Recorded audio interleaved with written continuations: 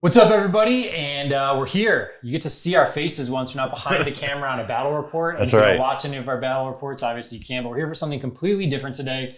It is the announcement of the National Tabletop League, Thomas. We've been slaving away quite hard in this behind the scenes. We've left out a couple teasers, but so it's finally go time. We are excited to let the news out of the bag. As we were working on the website and stuff, a lot of that got leaked out as well. So people may have seen things here and there. It is what it is. It happens. This is something that, we get asked all the time. Hey, put on another event. Put on an event after our event that we did. The Atlanta Open back in 2018, 2019. I can't even keep my years 2019, straight. right before COVID. Right before COVID. And so we get asked it all the time, and we're just like, we don't really want to put on the events. There's so many logistics to it. We have to do all that. And then we kind of have the thought of, hey, there's all of these other tournament organizers out there that have established events, do all of that. So how can we lean into that and create something that's really, really big? Yeah. And then we look at singles and teams, and we love teams. I don't even play in singles anymore. Yeah. And if you don't know me, now you do know that. I've been basically just trying to play in teams only. And so that really limits when I can actually go and play in events, because there's only 1 or 2 team events a year. Right. And it's like, okay, well, I guess that's all I'm doing, because singles is just too much of a grind for me. But we'll get into that later. So with this, the National Tabletop League is an 8-man team league. It is not a circuit. It is not something that all these individual TOs can just join. It's nothing like that. It is straight up a league. We are making it like a sport, like the NFL, like the MLB, like the MLS. That is what the goal is in the high level and that. Yeah. Now, along this journey, we have to do a huge shout out and talk about the Army Painter right now at the beginning, so everybody understands as we talk through this how important it is that the Army Painter is involved in what we are doing. We talked to Adam and we gave them a whole pitch of what we were doing, and they have been graciously enough to fully support our endeavor and the league. They are our title sponsor. You'll see on all the logos and everything. It is the National Tabletop League, powered by the Army Painter. It's that simple. They're the official paint sponsor, and their support goes all the way from the league level all the way down to certain things at all of the event levels and stuff like that. So you're going to see the Army Painter involved in everything that we do, and you're going to see their branding and everything. So huge shout out to them to, taking on this with us. Right. Yes, it's a sponsor. Yes, it's a title sponsor, but it's a partnership as well. We talk to them about everything we're doing. We run everything by them and kind of, work at this as a collaborative, partnership, just like we're doing with the TOs and other community members as well. Anything else you want to add around the Army Painter? I mean, their support lets us really take the onus off individual events, so we can take that sponsorship and really lets us add extra stuff on the back end that we can now provide to all the events just to make the league that much better without having them to cost anything on theirs. Yeah, so. And it's like it's kind of the cushion to make sure that stuff is going to happen, right? When we had this goal, we're like, hey, what do we do for a final prize? How do we have the finals work? How do we build out stuff to feed all the data to the broadcast and to the people, things like that, and really make sure that we can show team events in a whole light. And the Army Painter is allowing us to do all that. That's right. So, they are allowing us to provide the championship rings in the finals, and we'll talk about what all the finals is and everything like that. But we did the Atlanta Open. Ziegler got a ring. He's the only person with a 40K ring right now, and we are extending that to every single team that wins our league every single year now. That is the big prize. Gee, build up those rings on your hand. So huge shout outs to them. Obviously, then we go into the tournament organizers and everything that they're doing. Right, they are taking all the risk. They are putting on the events for you.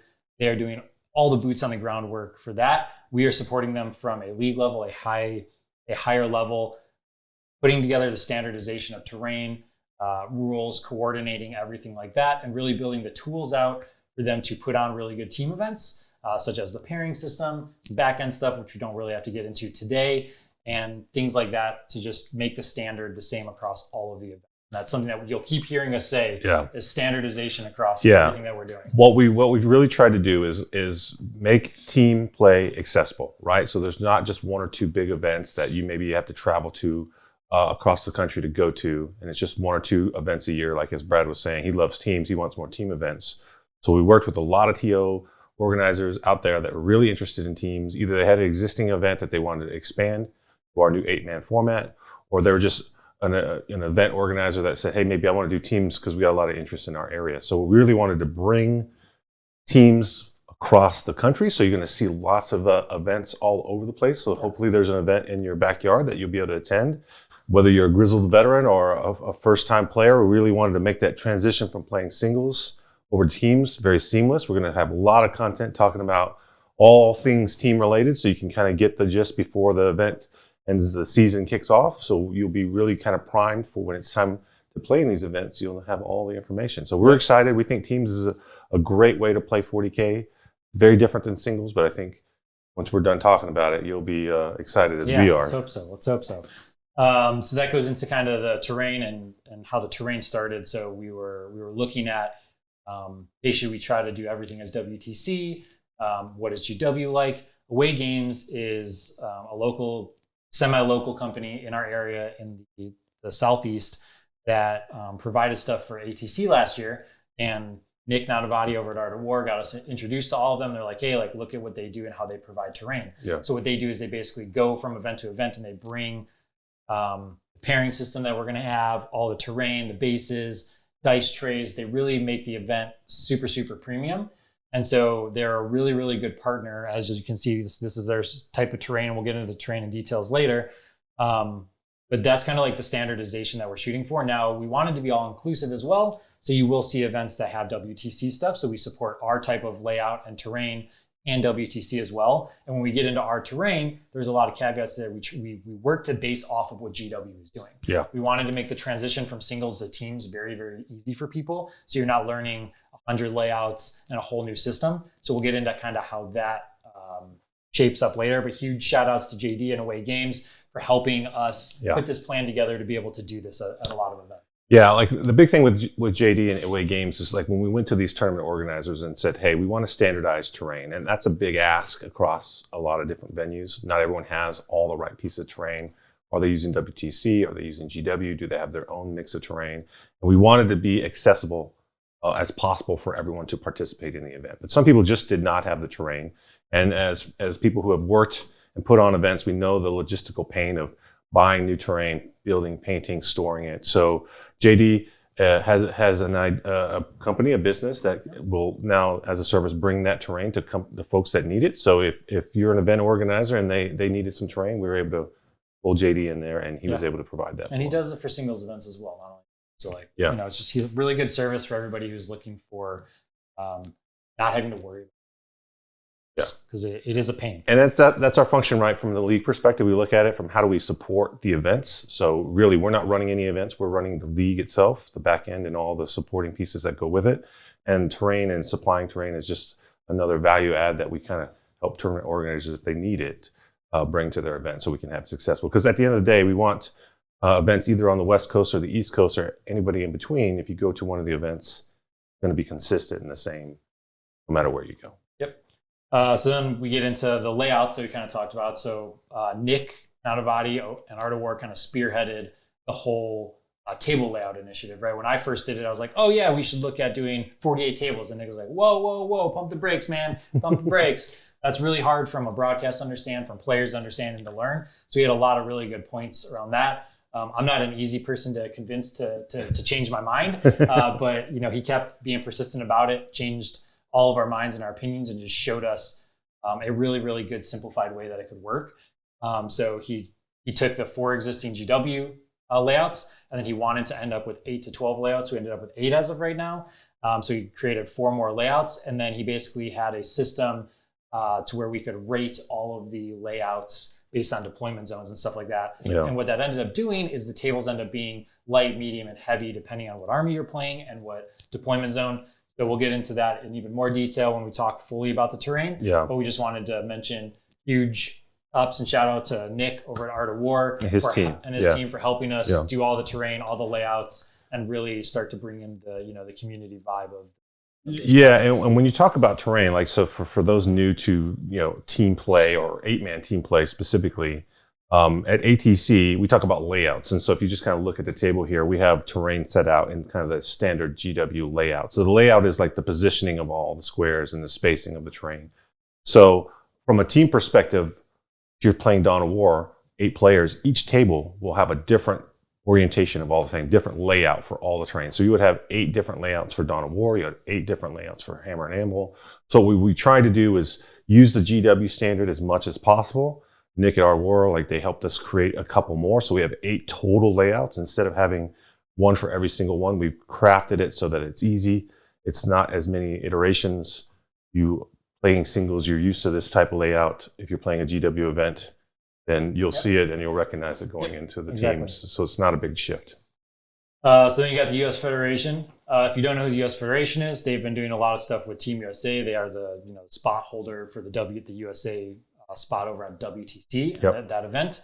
And they're doing a lot of things that might not be known yet. The one thing that we wanted to kind of mention and talk about is when it comes to rules and FAQs, a lot of events have different rules and FAQs. Like, well, which one are they using? What's the ruling here? What's the ruling there?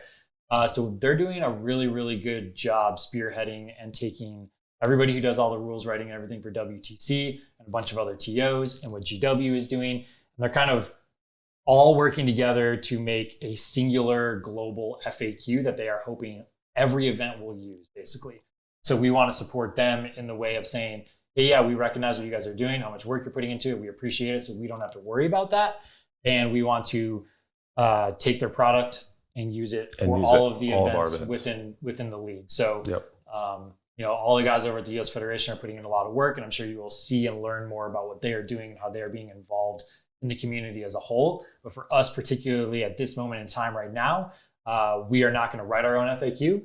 We are not going to try to make stuff different. We are going to use whatever this global FAQ that all of the people that are way smarter on the rules side are putting together and building out for the community. Yeah, there's no reason to reinvent the wheel. And like I said, we are a community. We all want to see this thing be the standard, so we all know we're playing the same game again across all the events, across all the different locations. Yep, and it's a standardization thing, right? Like if you play in singles and those events are using that, if WTC is using it, if we're using it, everybody's using it. It just makes it way easier going from one event to another. You're not like, hey, is my army rule different from going from here to there? Yep. It's just always the same, and it's easier for people to understand. Yep. So we've kind of gone through all of that. We've talked about kind of why we're doing this and everything. Is there anything else before we jump into the meat and potatoes of every single thing in more detail? I think the clearest thing is, like, from a team perspective, like, we love teams, and I think our biggest kind of goal in this is just to enable you guys to play teams. Like, we want to play teams, we want to be able to compete in these events as well, but we really want to share that experience with everyone. If you've never played in a team event, I hope this is a gateway for you to get a chance to go. We have a lot of event organizers all over the country. Maybe it's an event you might not have ever gone to, give you a chance to go play there. And really expand your horizons, because there's lots of ways to play 40K. And I think this is a really fun, exciting way. And then you get to play with all your buddies and you just have a good time. So we kind of look forward to it so much that I don't even know, like, I love singles, but I'm having a hard time looking at the calendar, like thinking about when am I going to play a singles event, because all these team events are so exciting. All right, so this first section, or next section, whatever order you're watching it in, we are going to talk about a little bit more about the team events, the team culture in general, how it compares to singles, how it compares to 5-mans, because this is 8-mans. This is 8-mans. So what's the big deal about 8? Yeah, so let's first touch on, let's go through singles and let's go through 5-mans, and we'll get into like super in detail on the 8-mans. So when you look at a singles event, it's just you. It's your skill. It's your win-loss. It's your faction. Yeah. You generally, most people that are trying to like grind it really hard and win it are like, hey, what is the top meta faction? Is it Eldar today? Yes. You're always kind of chasing, like, who's the best? Like, what do I have to contend with? Am I using the best? Am I the guy that's like swapping factions to kind of get that edge on whatever's the best? Or am I like the die-hard true Ultramarine guy that says, man, I got to deal with Eldar, I got to deal with Chaos Space Marines, I got to do whatever the flavor of the month is, and just be prepared, right? Because when you go into a singles tournament, you kind of, if you're serious about winning it, you have to kind of contend with all that stuff. And then when you go into that event, like, I mean, we've all done it. We've traveled, hundreds of miles to a tournament, or, hours away. And then we like end up playing our buddy that we play every week on the first round. And one of us has lost the game. And now we may or may not be out of contention already, right? So losing a single game can be kind of very detrimental to your enjoyment of the event. And then, just in general, it's a grind sometimes. Like, so you either enjoy that or you don't, but like, that's just the nature of singles. And I love it. It's always tweaking and fine tuning my list and playing against the stuff, but that's not for everyone. And, and like me, it's not for me. Yeah. Brad is absolutely like, he does not like that. Right. He's like, he tells me all the time, I'm crazy for going. I'm like, it's great. So like to each your own. Right. So like, I'm not saying that, don't play singles anymore, but at the same time, bring up the differences. It is. There's lots of differences, right? So, like, what is the difference from now going from singles, talking about teams? What is like just teams in general? So, and one other thing on singles is the table layouts, right? So, like a lot of times it's like, here's the table layouts. They don't change or anything. What deployment zone are you going to get on the table layouts? Maybe your army doesn't function as good on that. You have to be prepared for every table layout against every faction. Yeah, and so on and so forth. Depending on the event, what kind of terrain format that they're using there can really greatly impact either how your army plays or even if it's viable. Exactly. So there's a lot of variables to kind of consider in the singles event that one wrong choice could like impact your finishing it. So then when we look at teams holistically, teams is way different, right? Like every team is limited to, you can only take one faction out of a codex. Like you have one Space Marine or one Eldar or one Chaos. Right.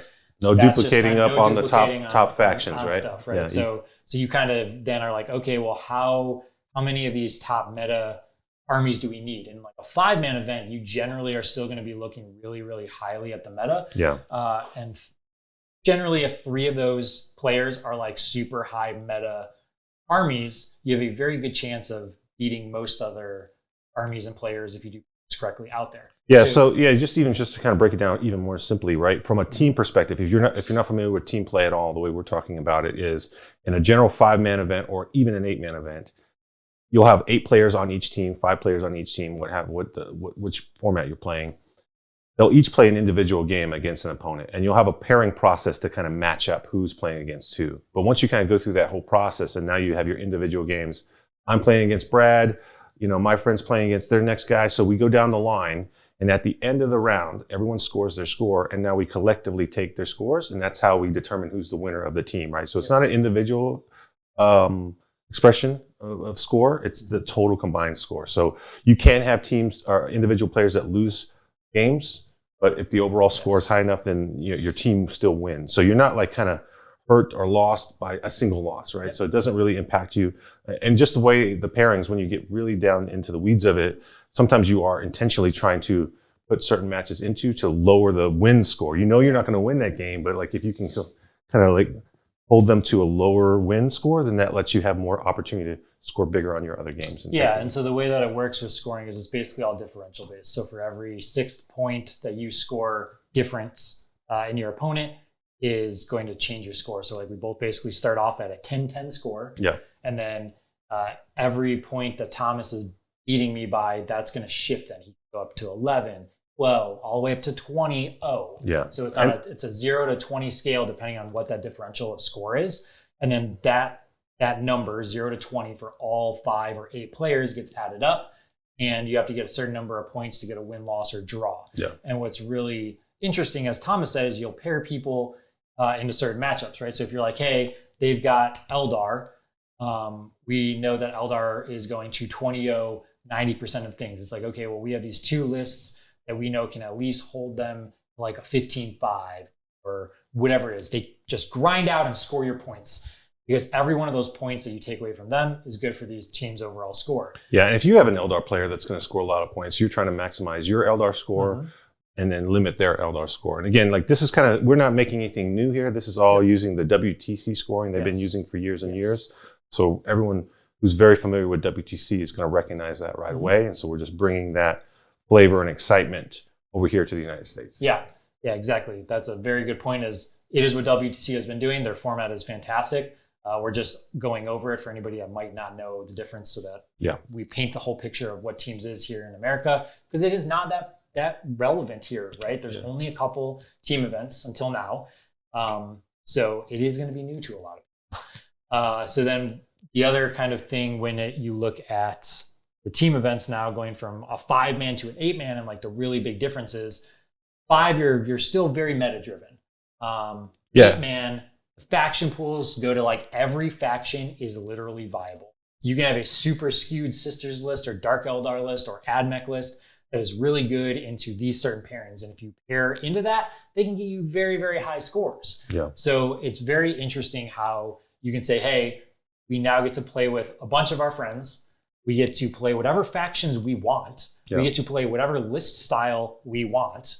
And then it all comes down to, how does that team synergy work? How does your list and my list and this other player's list synergize together? What pairings are we looking for? How does your list fill the gap of my list? And can we get the pairings to line up correctly, it to be in our favor? Yeah. I mean, so you just think about fives, right? If you just think about 5 players in your total overall score, if you know there's like 1 or 2, even maybe 3 top armies that are the chasing armies that everyone has to go chase, you know, like if you're going to go win the teams, you got to have at least a couple of those on your team, because that's going to impact your overall score, right? If you go into it with none of those top armies and you face an opponent that has all 3, like you're going to uphill battle. Yep. And if they just win 3 games because they have the top armies, it kind of impacts the 5. But now if you go to an 8, it's a lot more spread out.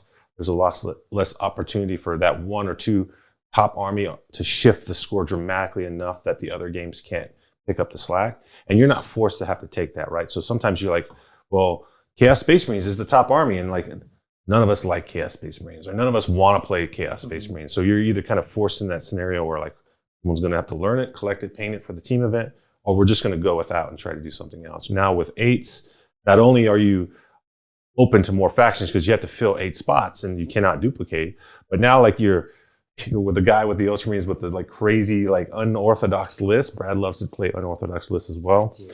It kind of like, now that's into your wheelhouse, because now you're not forced to like be stuck pairing against Eldar, and you have to build certain things to deal with Eldar. This list can be like much more variable for all the other competition that you can play. And you can just be like, okay, we're going to try to not pair you into Eldar. Yeah, right? and you can manipulate that so that you don't have to play that bad matchup, and now you have much more exciting games. And it really, that's what ends up happening. It's like all the games become much more exciting. There's more opportunity for player skill, player expression, and then I mean, every point matters, right? Like when you take it back to singles, you're like, hey, do the points really matter? It's just about like getting the game win. And for teams, it's not about getting the game win. It's about getting as many points as you can, making sure that your opponent is not 20-0ing you. Yeah, you're trying to get every single point, because you know that that is going to help. It's going to impact your overall team score by 1 point, or get a draw, or whatever that is.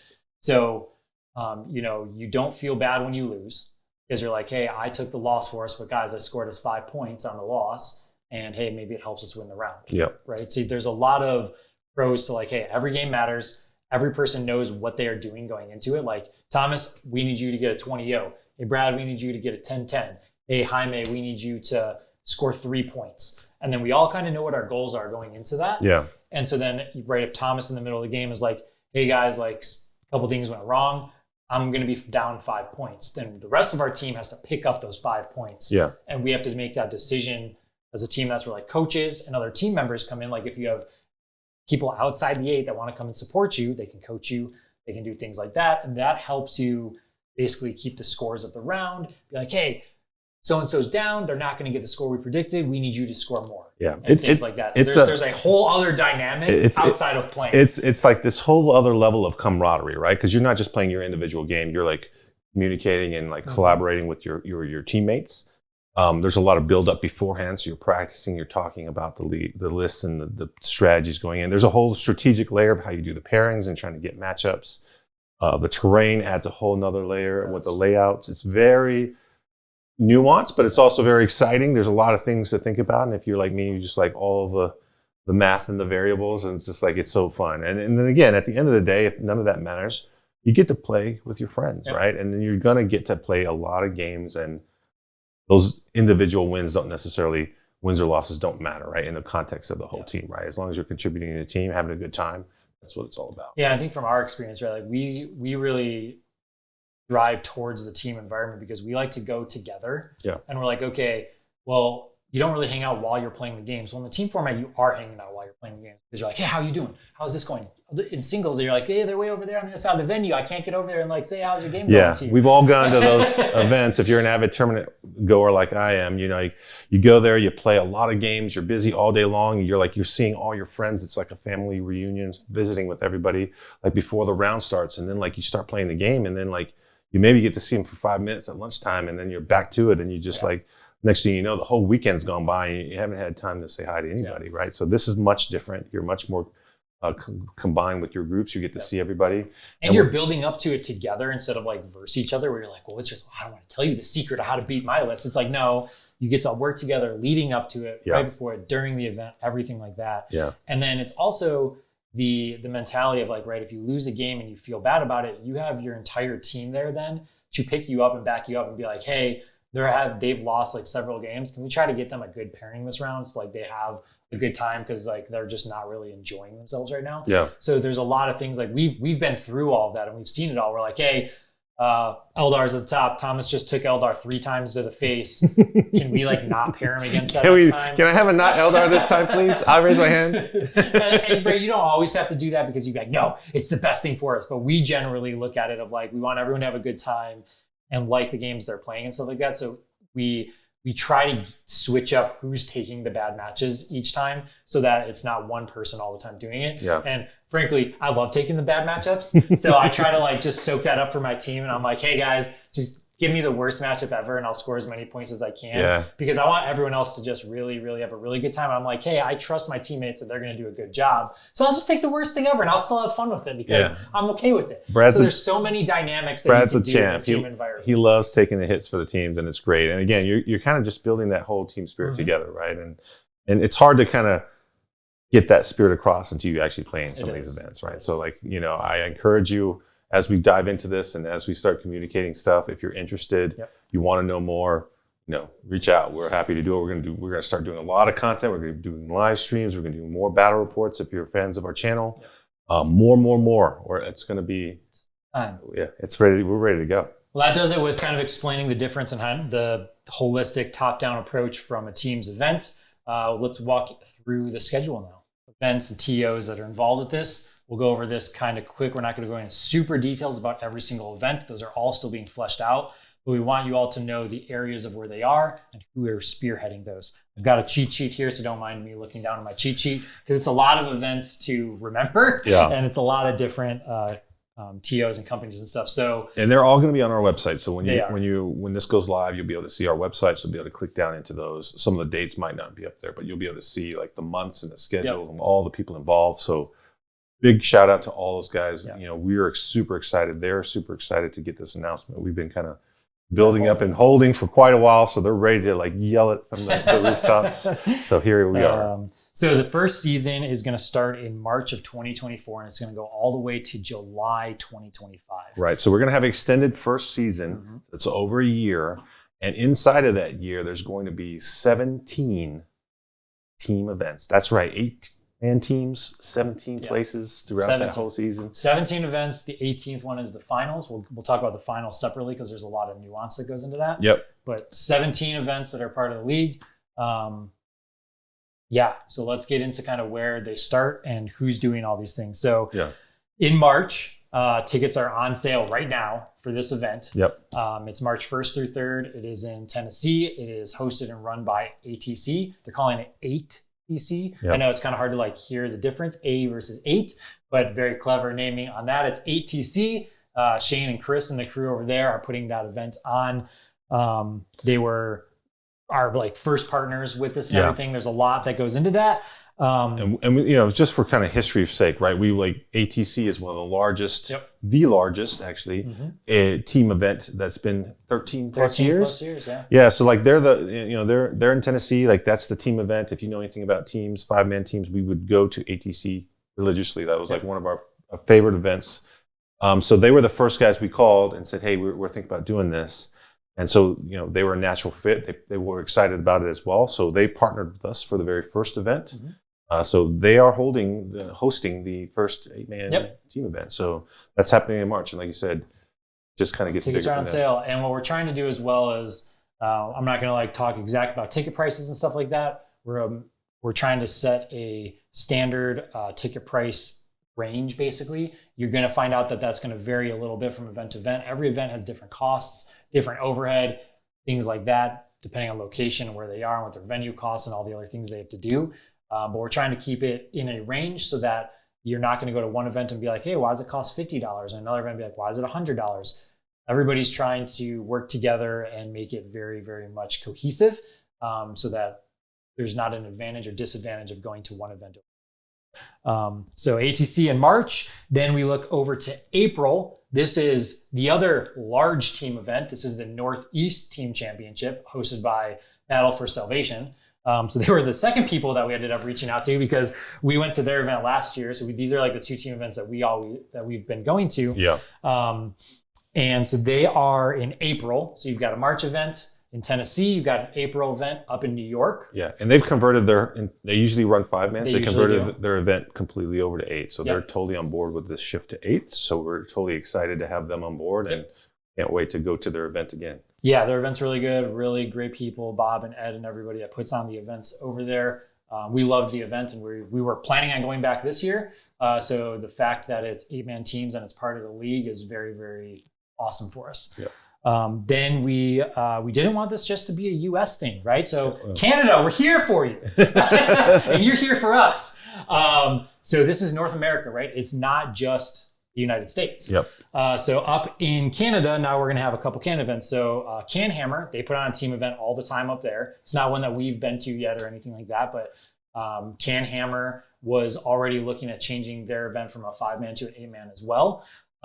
So they wanted to be a part of the league and everything. So we were able to get a Canada event. And then that kind of spiraled into more events in Canada. Kiri and his team, Kiri is one of the coaches on Team Canada, if I'm not mistaken. And then Chris over at Can Hammer is, I believe, a captain of Team Canada. So you've got kind of a lot of the representatives of Team Canada putting on team events and other events up there. Yeah. So it's Breath Weapon Gaming. That's Kiri and his crew. I think they actually just had an event last weekend up there as well. So they put on a lot of events. They were trying to put on a team event and expand the events that they put on. So their Can Hammer is going to be in May. So if we just I'll walk through this so we kind of understand. Tennessee, March. New York, April. Canada, May. There's another Canada event in June. Yep. And that's going to be the Breath Weapon Gaming with Kiri and all of them. And then we're going to come down to Tennessee again in July for ATC. Yep. They are reforming and renaming that to be NATC, the North American Team Championship, because they also wanted to make sure that they were including Canada and all of this, since we're not just doing America now. Yep. So that's July. Then we go over to August. We're going all the way to the other side of the country now, Thomas. Get in the plane. We're going to Washington. Pacific Northwest, baby. We can't leave out the West Coast. So we've got the pecking order over there in August in Olympia, Washington. They're going to be putting on an event out there. Then we're going to hit up the Midwest a little bit here. We're going to go Gateway Open. Doug, in shout St. out Louis. to Doug. Yep. So Doug over there. He's like right on the border of Illinois and St. Louis. He's like, technically the event is in Illinois, but it's right by St. Louis. So, really smack dab in the middle of the Midwest. He's super excited and very involved. Away Games, our terrain provider, wants to put on events as well. They help ATC with their 5-man circuit right now. So he's got some venues kind of spread around. So in September, he's going to be putting on an event in North Carolina. And that's kind of partnering up with Battle Brothers as well. Juice has a really nice venue over there that they do stuff at.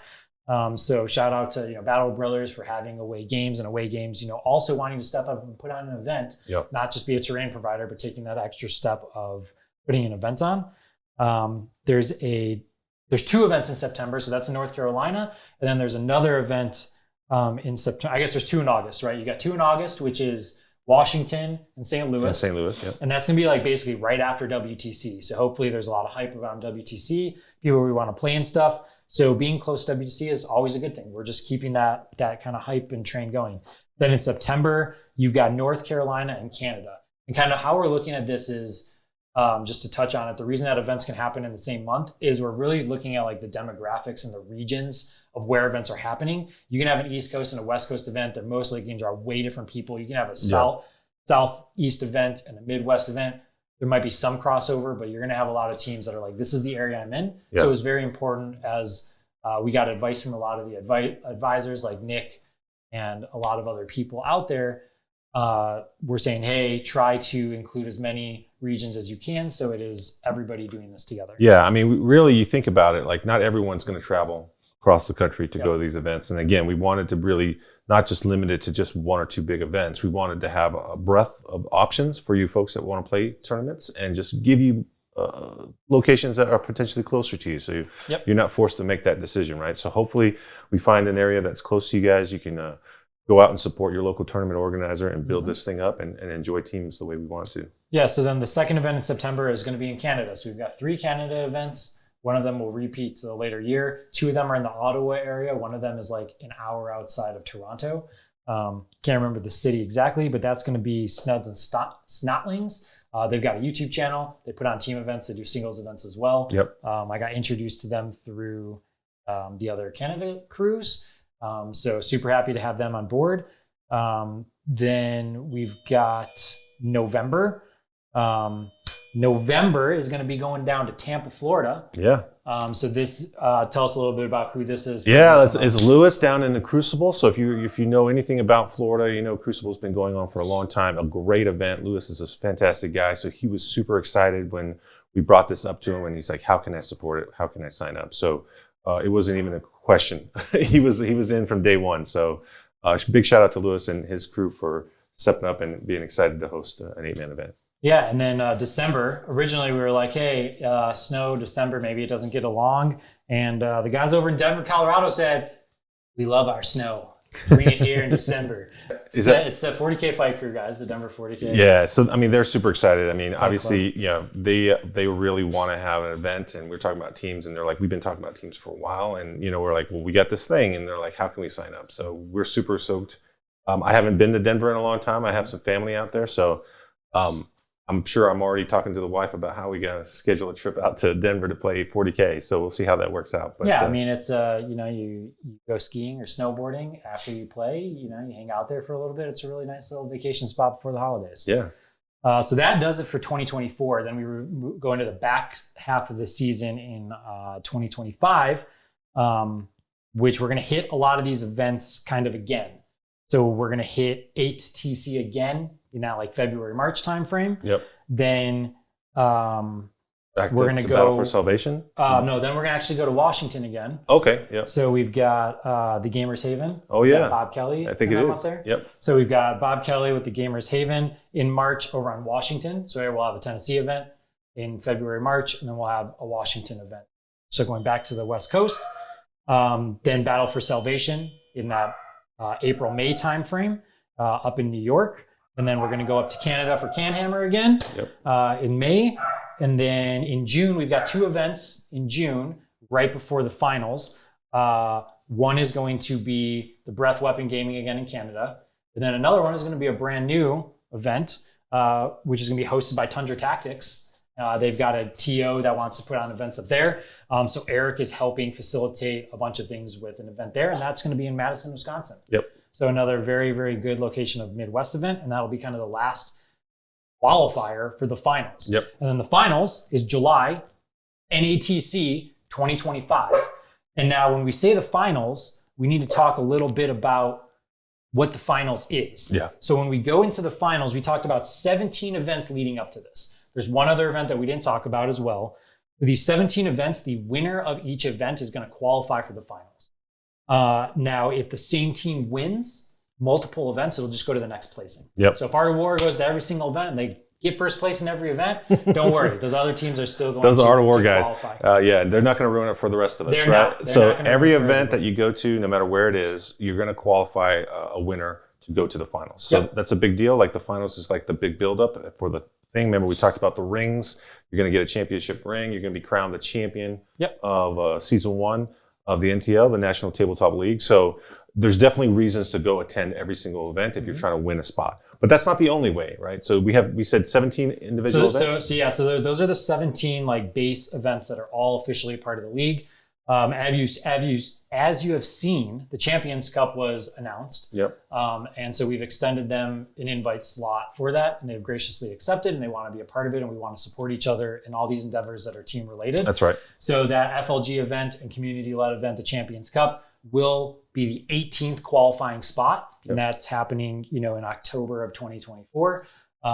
So there's 18 spots. 18 is not a good finals team number, Thomas. So I had to add 2 more teams. Well, you wanted to also give an opportunity for those folks that were grinding, were scoring, because we haven't really talked about. Which we'll talk about that. We'll talk about that. We'll talk about it. We'll talk about it. We could probably just talk about that right now. I think we have to break that up to be a separate section and talk about the ELO and the rankings. So we'll just touch on for the finals here is you got the 18 qualifying teams. You've got 2 teams as of right now that are going to qualify from the standings. Yep. So the league standings, if you're going to multiple events and you're climbing the rankings and the standings within the league, you also have a chance to qualify. So if you don't qualify at an event, you can qualify by grinding multiple events and being at the top echelon of the standings. Yep. So that means that this finals event is going to be 20 teams. 20 now teams in the finals. Wait a second. That doesn't make sense that the NATC is only going to have 20 teams at it, right? So at the NATC, it is going to be a 20-person, 28-man team, invite only, that have qualified. Then you're going to have an open event, which is the first event of season 2. Season 2. So we've already started to planning that out. And why this is really important. Yeah, let me tell why. So I'm so excited. Go ahead. So this is Brad's brainchild, but I get so excited when I talk about it because you're always like, man, I didn't quite make it. My team didn't quite win. I was third on the standings, didn't quite make it. How do I get into the finals? And so the great thing about what we've kind of come up with is for season 2. Now remember, if you win an event, you're in. All you gotta do is win and you're automatically in. And we've just told you that for the finals, it's gonna happen at the same time as the season 2 opener, right? So you're like, wait a minute, what? And then you're like, think about it. The top 20 teams from season 1 are competing in their own individual, invite-only, qualified final event. And then we're gonna have on the other side, everybody else there for season 2 opener. Well, guess who's not playing in the season 2 opener? All those top dogs, all those top winners from season 1, they're playing in their mini tournament for the championship. That means the field is a little bit less in terms of competition for those guys. So you have a much better chance in that first season opener to now hit a top spot, get a qualifying spot. And also, like, we want to talk about ELOs real quick, but like your scoring metrics, all that stuff gets soft reset in a new season. So if you had a bad run or maybe you picked up some new teammates, now your scores get reset. So that has some impact in the new scoring. Yeah, and so what that kind of does I'll explain it a little bit more from my end is those 20 people that are in the invite, that event, none of them are qualifying for the finals next year, right? Right. It is a brand new team that was not in the current finals that is guaranteed a spot next year in the finals. Yep. So what that's also doing is it's saying, hey, we're not just going to see the same teams over and over again, no matter what's happening. There's always going to be at least one new team, probably more, but there's always going to be new teams. And this is a way to make sure and guarantee there's always a new team, give everybody an opportunity where they're not playing against all these, goated teams that they might get discouraged every now and then to play against, to be like, hey, you can qualify for this. So that's kind of what we're looking at. And it also gives us a chance on the final side to now make it a big show. We really build it up. From our side, from a broadcast perspective, we really want to elevate how you watch 40K, how you learn about 40K, and how we play 40K at the event. Yep. And so we want to make that a big spectacle. So obviously we're excited about the finals, the whole format, giving everybody an opportunity to play, but also having like a big show for the championships. Yeah, and all the details in the format and everything again are on the website. The quick summary of the format of the finals is it will start with group play, and then it will go. The winners of each groups go into a bracket. Yeah. So we want to make sure that it is not just an open Swiss play where it's all being determined. We want there to be higher stakes. We want there to be eliminations and things like that. And then we have the National Tabletop League powered by Army Painter rings that the winner is going to get for completing that task and everything, being the champions. Yeah. So 20 teams there, open event right next to it for the season 2 opener, and that wraps up everything for the first season. Now we did mention the rankings and everything. So now let's go ahead and jump right into the ELO and how that works. If you don't know what ELO is, the quick TLDR of ELO is it's a lot of video games use it. Chess uses it. It is a ranking system that says you're this type of skilled player or team. I'm this type of skilled player or team. We go up or down based on our beating or losing each other based on those numbers. Yeah, one of the things, like if you're used to just like competing for points or going to tournaments and kind of taking your rankings and standings, is it sometimes it's like calculated based on how many players are at that event and how did you finish overall, like a a second place at a little small RTT with 20 players is way different than a second place at a big GT or a super major with 200 players. So from a scoring perspective, we wanted to toss all that out. First of all, we're not going for individual awards. Again, it's all about team play. We're promoting the group collective team play.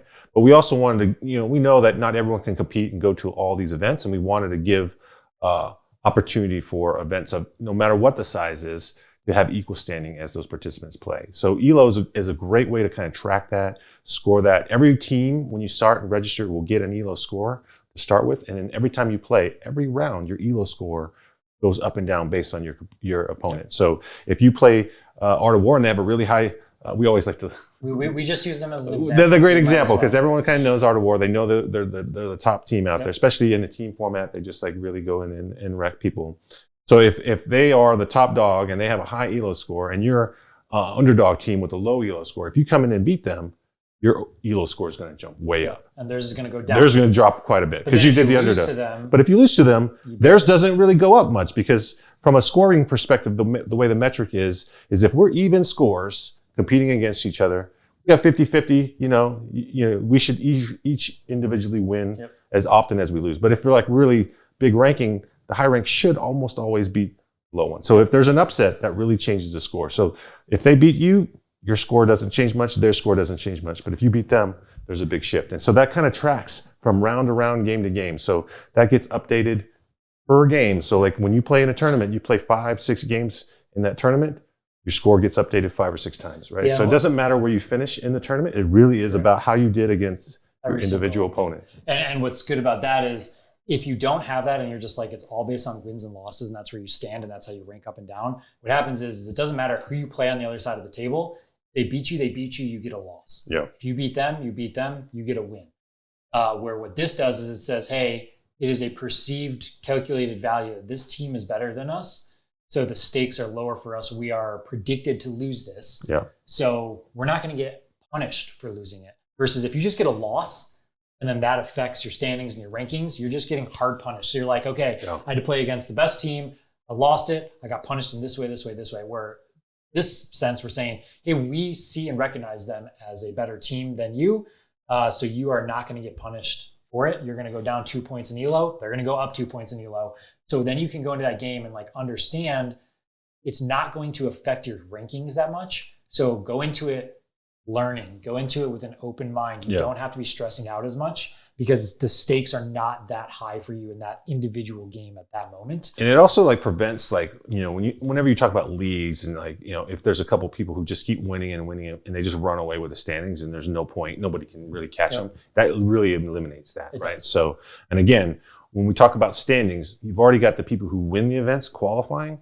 So then it just goes down the list. Who's the top standings after that also qualifies. So there's some reason to chase. That chase is not just this infinite climb that you can't capture or beat these other teams. They can always like play a team that upsets them and really knocks their score down.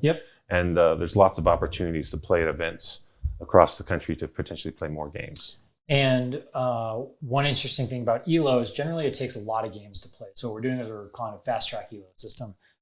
When you look at like chess and video games, they play hundreds and hundreds of games a week, where within an event that has longer games and is not as frequent, we have to basically add a multiplier onto it. So every game you play is essentially 10 games you would play of like another system. So by the time you're done with an event, you generally get in that ELO pool that you would end up in. Now, the next event you go to, your rankings and your pairings and how much you're going up and down and everything like that is going to be very much how your team should start to interact. And then we're going to reset stuff every season. So if you go into season 1 and you're a brand new team and you tank your rankings and you're like, hey, we love this, but whatever, you're not going to get punished for your lifetime for that. You're going to get right back brought up to the median and you get to reset and try again.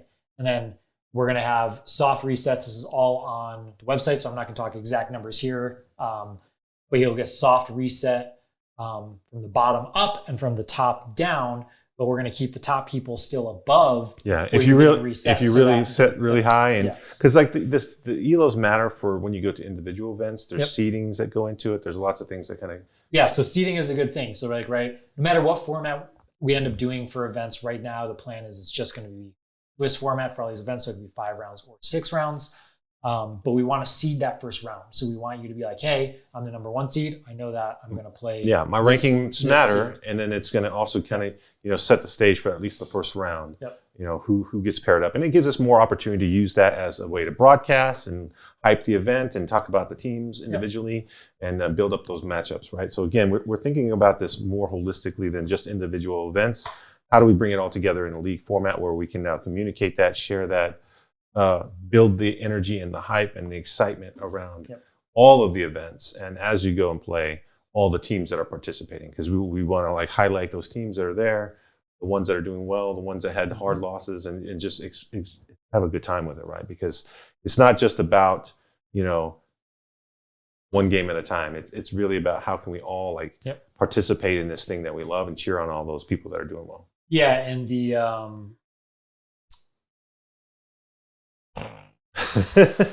brain fart. One of the things too to think about from an ELO perspective is this is not something that we're creating on our own, right? So this is that's what I was about to say. This is an established thing. Again, no reason for us to reinvent the wheel here. We're taking things that are tried and true, used in many industries, many different genres of games. It's very successful and something that we really haven't seen really used predominantly in Warhammer. Yep. I think StatCheck has their own version of ELO, but from our perspective, we're going to track these games from a team perspective.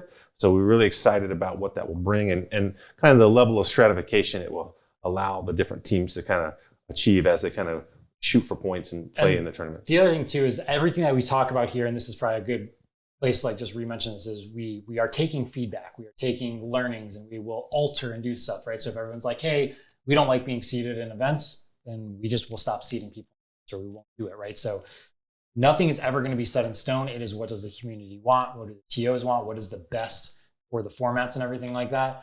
So if you ever have any feedback or thought, obviously make sure you send it forward so that we can take that in consideration and pitch it to everybody that's involved to make the right decision for the community. Yeah, we talk a lot with our tournament organizers. So from an event perspective, we're all collectively in agreement of how we want these things to run, because it's not just one event, it's a league, and we want to make sure from a league perspective we're providing what everyone wants. So if you see an event or a tournament organizer in your area and you want to go in it, but you have questions, feel free to reach out to them or reach out to us directly. We all talk to each other, so we want to make sure that we're providing the events that you guys want. But we think we've come up with the things that we think we want from a tournament perspective, and I think you'll be very excited about all the stuff we're going to bring. Great, so that does it for the overview of the ELO. It's all in depth more on the website. We're going to jump into the pairing system and terrain now. Okay, this is my favorite part of team events right here. The pairing, the pairing process. The pairing process is huge. So let's start off with saying, this is not a process that we have invented. This is in no way, shape, or form our idea. WTC, basically, as far as I know, made this. I don't think it was anybody else. I think it was WTC. So WTC, came up with the pairing process, the scoring of all these things. They do have, a way that they use mats and stuff at their events. We actually saw their mat and we're like, that is fantastic. Yeah. How can we do a version of that for our league? And so if you haven't seen some of our teaser images. I'll put it up right now. Or there you go. It's certainly up on our website. But there's a whole pairing mat. So you literally think about an 8-man team event. There's going to be 8 tables of all the terrain, and that's the games we're going to play on. But we're also going to have a 9th table that is literally a mat just for the pairing process. Yep. So it's such a strategic, important part of the process. It's such a fun part of the process that every round starts with this pairing process. We sit down, team across the table from the other team. We have the mat laid out, and now we do the strategic, you go, I go, who's going to pair against what, right? And then the whole build up for the event is based on now we're going to do the matchups. Yeah, and if you want to see the exact process, it's on the website. I'll take you step by step through it. It's a little hard to just holistically explain. It's better to see the visuals. Yeah. But on this mat, you can see there's a spot that you would put where your defender is, 2 spots where you'd put the attackers, and then you're going to take the pairings and you're going to put them over on the pairing 1 slot, pairing 2 slot, and as those pairings are happening, you're going to then also pick what maps you want. One thing that we really wanted to do is we wanted to take anything that teams would need to do prep-wise for this process out of the equation, and we wanted to say, okay, every event is going to have these pairing mats. Yep. They're going to have these cards for every single faction. They're going to have the cards for the deployment zones and the maps. It's all going to be there. It's all there for everyone has cards, so that's provided as part of the league and part of the event. So when you go to event in Washington or you go to one in New York, they're going to have the same pairing map, the same cards, so you know it's going to be very consistent across that pairing process. So like that's very important. I feel like that's a great segue into the whole teaming process and just understanding how it competes and collaborates all into the whole league experience. So I think you're going to be excited about it. We're going to have videos where we do pairing practice and you can see how crazy it can get. Start adding in the layers of not just the individual matchups, but now the terrain and having the cards to do it. Oh, it's a... Yeah, and if you've ever been to a team event, a lot of times, right, you're handing lists to each other, you're like very makeshift doing pairings, and it's hard to really tell and remember who's paired on what tables are chosen and stuff like that. You're having to run across and see which table do I want to pick, and now we have it all on the cards. It's very easy. You can, it just makes the whole pairing process a little bit it's just easier and more professional. And then from a broadcast perspective, again, we're always thinking about how can we like show this to the world and explain it to watchers and viewers. Now we have this great visual where we can drop a camera on it and explain the process as it's happening, as the players are pairing, and now showcase it from visuals perspective, you know, how it's going down and what matches and decisions that they make and how's that going to impact our excitement for the event. Yeah, so that's the pairing system as a whole. And then from the pairing system, we go into the maps and the table layouts and the terrain in a little bit more detail. So again, Away Games and Big Bear, they're the ones who have designed and are facilitating this terrain for a lot of the events. I think when we talked about it yesterday in our meetings with the TOs, there's 7 of the 17 events that Away Games will be at, providing all of the systems and everything like that. So it's a really big chunk of the events that you'll see this exact stuff. Yeah, but and just to make it clear, like, so they're providing the ruins, the pieces for a lot of events. They're using Away Games, but like there's many events that already have invested in terrain. A lot of tournament organizers have expended a lot of effort and energy to get great terrain. So when we talk about layouts, we're talking about the placement of the terrain. Where are the little, acrylic squares or the little bases, and how are they oriented next to all the other objectives and other ruins? But like different events may have the Away Games of Big Bear terrain. Others may have, their own terrain or may have Games Workshop terrain. Yeah, and so the limitations of the terrain is you're either going to use Away Game stuff, which is what we've designed, which is what we are promoting as our premier terrain provider. But the layouts are going to be the same. And you might just see different ruins. You might see GW ruins, things like that, because a lot of people use that. And then the other terrain system that we do support and like allow to be a part of the league is WTC. A lot of the guys up in Canada, they have been working on building out all their WTC terrain and everything. So most of the Canada events will be WTC. So just understand that we don't want to just support what we're doing. We're trying to simplify stuff and make it easy for Americans to go from singles to teams and use the familiar GW system. But WTC is the premier, world championship for teams. So we want to make sure that we are being inclusive to people that want to use their systems as well. And so just let me take a second to talk about WTC. Like, so, WTC is a fantastic event. If you from a team perspective, we don't really get to go to WTC, right? There's only one team per country. And so we have Team USA. So we go and we watch and we support them. So from a one aspect, we really want to take that WTC format and bring it to the United States because I think it's fantastic. I think we haven't got an opportunity to play that here, just the way that only one team gets to go and experience all the excitement that is WTC. We think everyone should experience it because I think it's fantastic. But then also what it does is it allows Team USA more exposure, more practice, so that when they do go over to WTC, they've played a lot of tournaments, they've had a lot of reps under that whole system, so that they're more geared up and they're better able to compete. And it gives opportunity for them and those folks who are interested in joining Team USA opportunities to get exposure, to apply, to play with those teams, get noticed, maybe jump on that team. They're going to have multiple teams that are going to some of these events. So you'll be able to see if you really want to be on Team USA, there'll be opportunities through them to kind of try to coordinate and get on that team, or at least work towards that. So we're super excited about it. They are excited about being a part of this and playing in these events and having this exposure so that they can compete on the WTC stage as well and represent the United States. So can't say more about WTC. It's fantastic. So we do support their format fully. We have our own version of the national tabletop format. Again, the format layouts are really about the placement of the terrain, and then we have different providers that we use for the ruins and whatnot. So tournament organizers might have their own terrain. That's totally fine. It's just really the layout. So we have the consistent setup when you go from event to event. Exactly. And we talked a little bit how we got here before. Nick kind of spearheaded this for us. He was like, hey, let's use the GW ones, be easier for people to transition from singles to teams.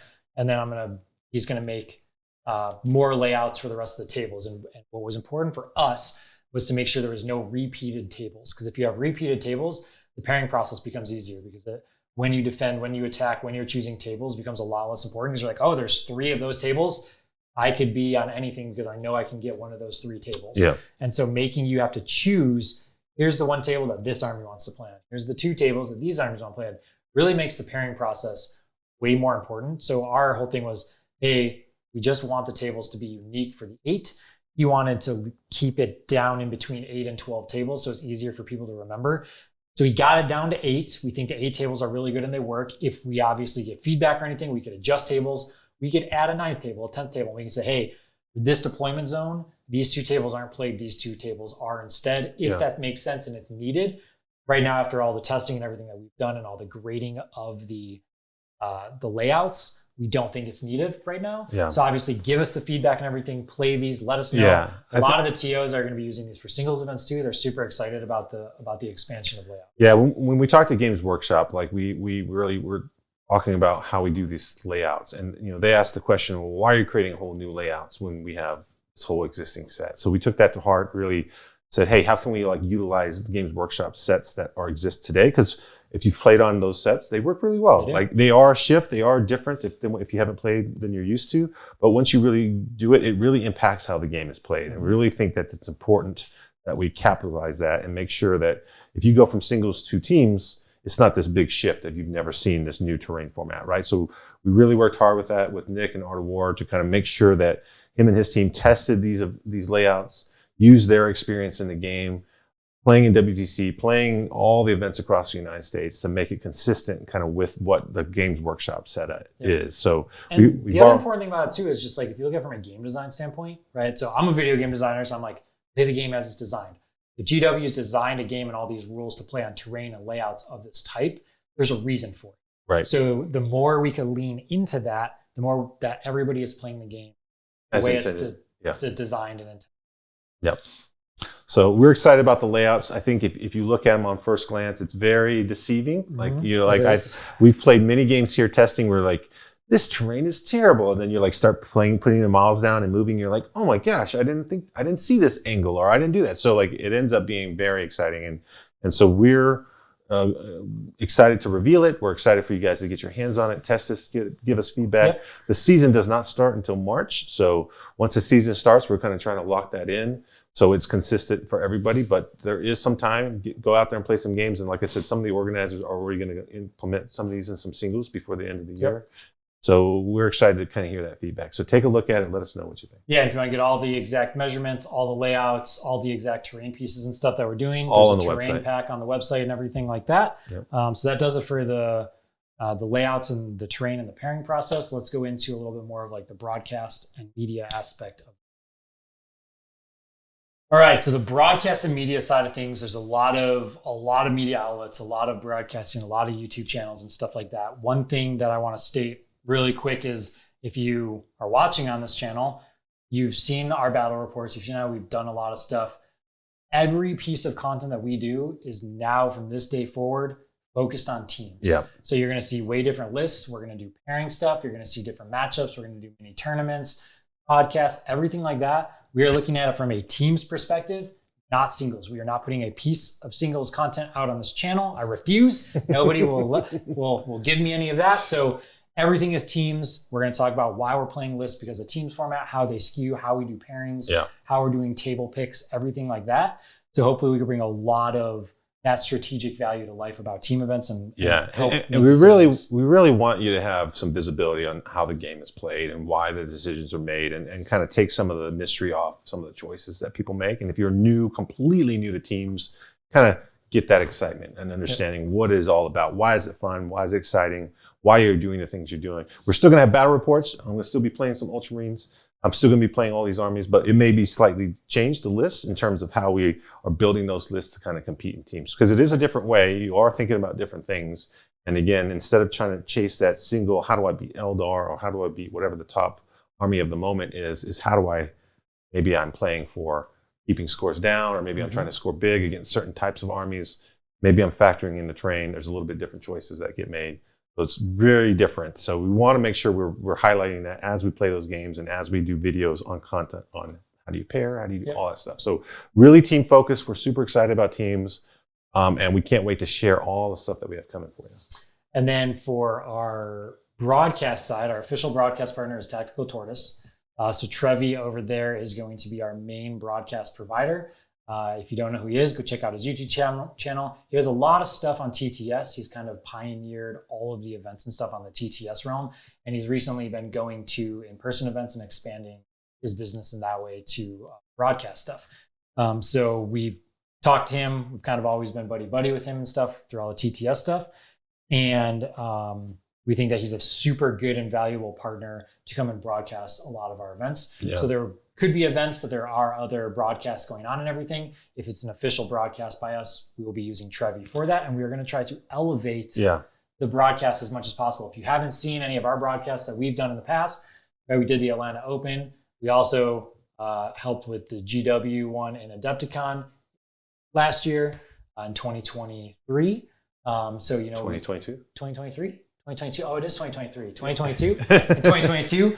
So, you know, we've kind of built all these systems to help elevate broadcast, and we love teaching people how to broadcast. Yeah. You know, so anybody that's out there that, you know, is doing some form of broadcast or ever wants something, we always try to like reach out, help them, try to just teach them stuff that we've learned, because we don't want other people to make mistakes that we've learned. And with the background that we kind of have with our experience, with our experience in broadcasting, like one of the big things is how do you make Warhammer exciting visually, right? Mm-hmm. That's a hard thing, right? The games are long, there's dead periods, there's all sorts of mechanics and things that you can do from a camera angle perspective, from information on the screen perspective. A lot of the back-end systems that we're developing give us information real time so that now we can feed that to the broadcast. So when you're watching, maybe you couldn't attend that event at home, you can now watch your friends playing on the screen. We're going to now be able to give you updated scores, all the things that you need for Trevi to kind of comment and talk about it, broadcasting. Yeah. We're in a digital age, right? So everything from scoring to tracking ELO to tracking standings to feeding all that information to the broadcast. You try to do it by hand, it'll never happen. You need teams of hundreds of people to do that. So the more digital things can be, the more you can be scoring on your phone, or that data can be feeding to the broadcast directly. It allows within a match to not have to hook up 8 tables and try to know what's going on in every game, right? Yeah. If you're a single person or a team of 2 doing a broadcast, it's like, hey, here's the main game we're focusing on. We can go check in that game. Look up a button, you can bring up the score, you can see exactly what has transpired over that game based on looking at the scorecard. Then you know, okay, this is where that match is standing. And then if you have all of the live scores and you can look exactly what the round score is, now you have more things to talk about, more things to predict. So what we're trying to do is build the technology behind a broadcast and behind the league and the events to have all this information facilitated so that we can display it to the public. Yeah, we are excited. I'm always excited. Brad is always doing crazy things. And how do we turn that into something that we can use for Warhammer? And Trevi's on board with all of that. So we were excited to have him as a partner, have him do the broadcast. We're going to give him all the expertise that we have to kind of make that stream the best that it can be, and we can bring something exciting for you guys when we now start broadcasting 8-man team. That does it for that. Let's know how our channel is doing and kind of what you can see from the broadcast side in the future. The last thing we're going to kind of go into is how can you be involved? All right, so getting involved, Thomas, there's a lot of ways you can get involved. If you're a player, if you're a TO, if you're a spectator, if you're a sponsor, anything, there's so many different ways. So the first thing is tickets. Yeah. Tickets are on sale right now for the first 2 events. Yep. March and April. So if you're in the Tennessee area or you want to take part in the first event, March tickets are on sale in Tennessee.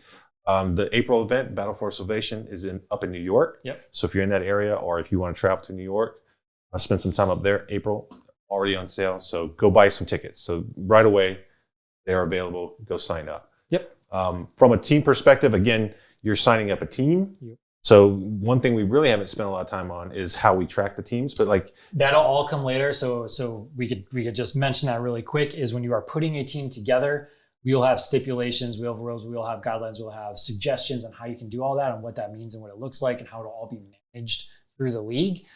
We wanted to make sure that we had enough time to really get all of those details out. And that's kind of the last, piece of fruit hanging on the tree. So we didn't want to come with all that information right now. That will be a separate thing that we kind of explain how that's all being managed once we can show you how it can be managed. But you're not like forced into like, I have to find my 8 friends right now and have a commitment from them, right? So if you want to sign up with a team and you want to be there and maybe you don't know exactly who all is going to go, but definitely you're going to go there, you can still buy a ticket. It's you're registering your team with us and then you're getting set up. So that's all you need. It's just the interest and go get a ticket, right? Yeah, usually like when we look at that, like we're like, hey, do we want to go to this team? And we're like, yeah, we'll go to this team event, and then we'll figure out who the people are. Who the people are. And there's a lot of ways that you can structure and get more and more teams and everything. But yeah, March, it's going to be an awesome event by the crew over at ATC, and then Battle for Salvation up in New York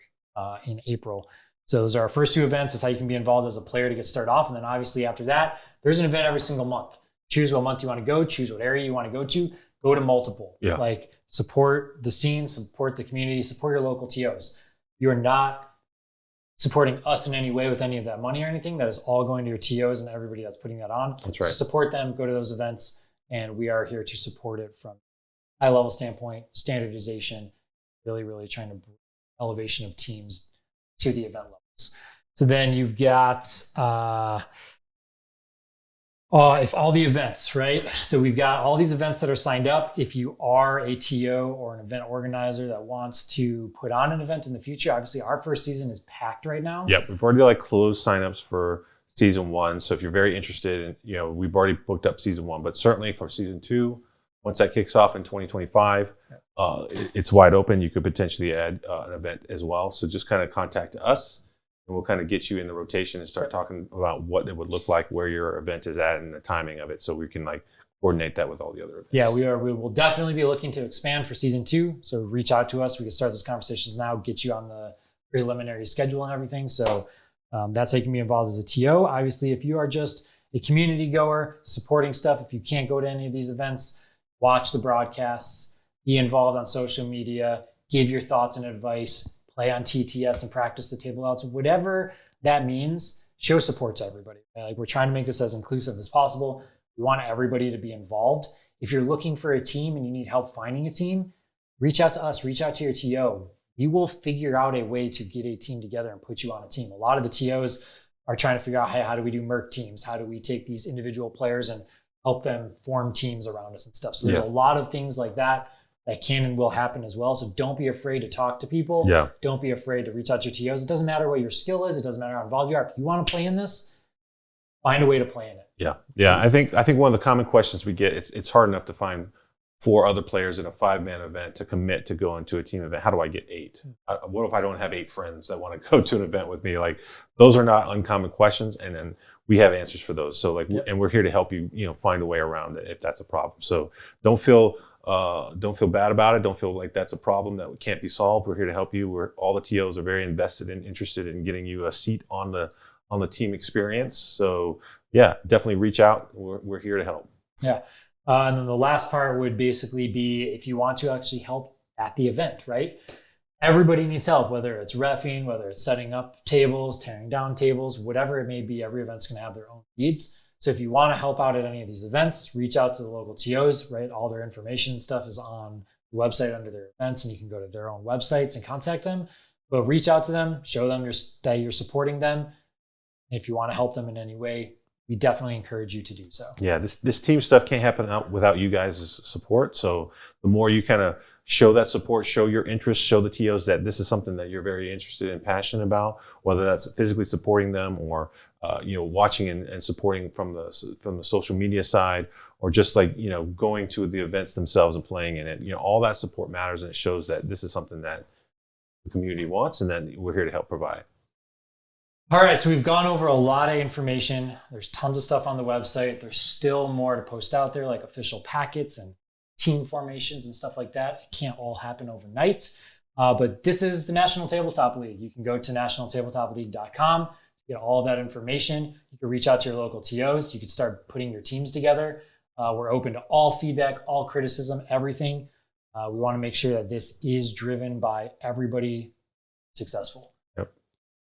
Let us know if you have any questions. Hit that like, subscribe, and share. Yeah. Go do it. Spread the word. Teams are in 8-man team events, National Tabletop League. We are excited. Yep. We can't wait to share. Huge shout out to everybody that wants to be involved. Another shout out to our major title sponsor, the Army Painter. The Army Painter. They are making this all possible. Make sure you go give them a like. Look for their new paints that are coming out. I can't wait.